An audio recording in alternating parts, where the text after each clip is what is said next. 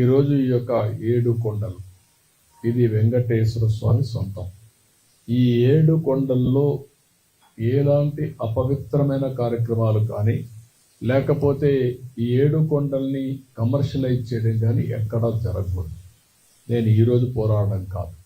ఒకసారి అసెంబ్లీలో ఇదే మరిగా 7 కొండల్ని 5 కొండలంటే ఎక్కడికి పోయినాయని చెప్పి పెద్ద ఎత్తున పోరాడి అక్కడి నుంచి నేను వెంకటేశ్వర స్వామి మొక్కులు తీర్చుకోవడానికి పాదయాత్రతో వచ్చి మొక్కులు చెల్లించుకున్నాను. ప్రాణదానాన్ని ఇనాగరేట్ చేసి వచ్చాను. వస్తా ఉంటే 24 క్లేమోర్ మైన్స్ నా మీద బ్లాస్ట్ చేశాను. నేను ఏ తప్పు చేయలేదు.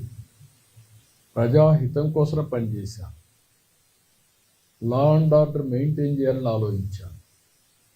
దాని మీద కక్ష కడితే వెంకటేశ్వర ఎక్కడైతే మనం ఆ స్పాట్ కూడా ఇప్పుడు ఉంది అలిపేట దగ్గర ఎంట్రన్స్లోని. అయితే ఆ రోజు అదొక మిరాకిల్. నేను తప్పించుకోవడం అనేది జరిగే పని కాదు. సాక్షాత్తు వెంకటేశ్వర స్వామి నన్ను కాపాడాడు, ప్రాణం విడిచిపెట్టాడు. ఇప్పుడు కూడా నాకు జ్ఞాపకం ఉందని తలుచుకుంటే. నేరుగా పోయి కొట్టిన తర్వాత బస్సులు కారులో అందరం కూడా బ్రతికాం, కానీ ఒక్కొక్కరికి ఒక విధంగా దెబ్బలు తగిలాయి. నేనున్నాను, కృష్ణమూర్తి ఉన్నాడు, గోపాలకృష్ణారెడ్డి, రాజశేఖర్ రెడ్డి, వీళ్ళందరూ ఉన్నాం. అంటే వెంకటేశ్వర స్వామి మహిమ ఆ ఇన్సిడెంట్ చూసిన తర్వాత ఎవరైనా కానీ అనుకుంటే ఆలోచించుకోవాల్సిన అవసరం.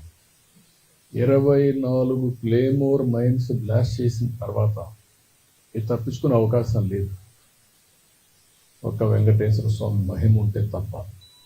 అందుకనే నేను ఎప్పుడు కూడా ప్రతి ఒక్కరికి విజ్ఞప్తి చేస్తూ ఉంటాను, ఇక్కడుండే వ్యక్తులు ఎవరూ అపచారాన్ని చేయొద్దండి. అపవిత్రానికి ఎక్కడ కూడా ఒక తెలుసో తెలియకో అపచారం జరిగేదానికి సహకరించద్దని చాలా చెప్తున్నాను.